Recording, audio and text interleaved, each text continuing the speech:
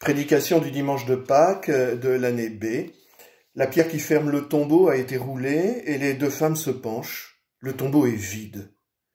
Mais sur le moment, elles ne bondissent pas de joie en s'écriant « Il est ressuscité !»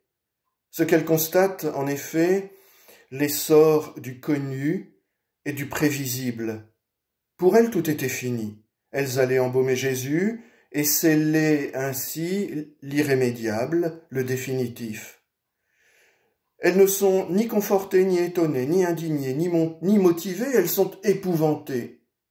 Elles ont peur de l'inconnu, de l'énigmatique, de ce qui ne rentre pas dans le cadre habituel, dans ce qui était prévu. Les annonces de Jésus durant son ministère sont restées lettres mortes. Et la présence d'un être mystérieux signifie que la découverte du tombeau vide n'est pas une preuve et qu'une révélation est nécessaire. Pour tous les disciples, ces journées ont été à l'évidence une expérience bouleversante. Et pour nous aujourd'hui, nous savons, nous, que Jésus est ressuscité. La surprise ne peut pas jouer pour nous après 2000 ans de christianisme. Attention à ne pas être trop habitué. L'événement risque en effet d'être aseptisé. Un athée me disait il y a quelques années, les chrétiens sont attachés à la notion de résurrection. Ils ne croient pas en sa réalité. Même chose si, lors de funérailles, certains se disaient « On va encore nous parler de résurrection. Oh, c'est normal, c'est son job. » Il est bon que la résurrection nous plonge plutôt dans l'inquiétude. Attention à ce mot inquiétude. Il n'est pas question dans cette inquiétude de la peur éprouvée par les femmes au tombeau. Étymologiquement, l'inquiétude, c'est être sorti de sa quiétude, de son repos, tout le contraire de la passivité. C'est Marie à l'Annonciation. Comment cela va-t-il se faire? Tant que nous adresserons des comment émerveillés à Dieu comme Marie, nous ne serons pas des croyants habitués.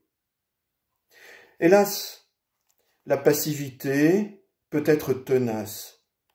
De fait, quand nous voulons que ce grand mystère soit perceptible dans notre vie ordinaire, afin de pouvoir croire, comme si Dieu pouvait faire ses preuves, nous sommes dans la passivité.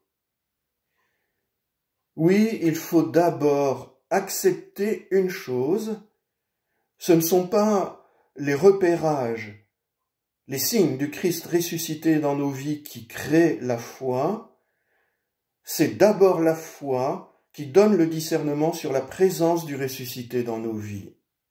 Jésus le dit à Marthe, la sœur de Lazare. Jean chapitre 11 verset 40. Ne te l'ai-je pas dit? Si tu crois, tu verras la gloire de Dieu. Ce qui signifie pour nous aujourd'hui, si tu crois, tu discerneras la présence du ressuscité dans ta vie. N'inversons pas les choses. Donnons au Seigneur le moyen de faire grandir la foi en nous. Le Christ le fait dire à Abraham dans la parabole du riche Lazare.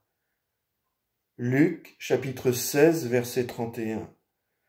S'il n'écoute pas Moïse ni les prophètes, quelqu'un pourra bien ressusciter d'entre les morts, ils ne seront pas convaincus. Amen.